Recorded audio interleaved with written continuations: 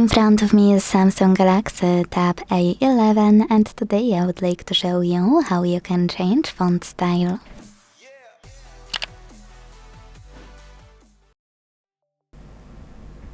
First of all, go into Settings and scroll down a tiny bit to choose Display section.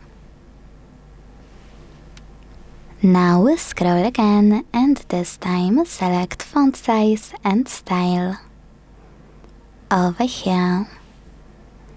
Then tap on font style and finally apply any of those by tapping on the best one for you. So when I do that and go back, I can see that style of my font has changed. If you wanna try something more interesting, this is actually my favorite part, go back to the same settings and hit download fonts at the bottom of the list. Then click on one of those, you can buy one or choose one of the free ones.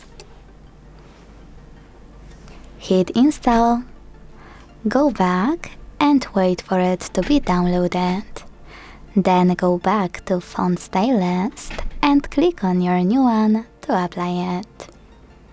Thanks so much for watching. If you enjoyed this video, don't forget to leave a like, comment and subscribe. Bye!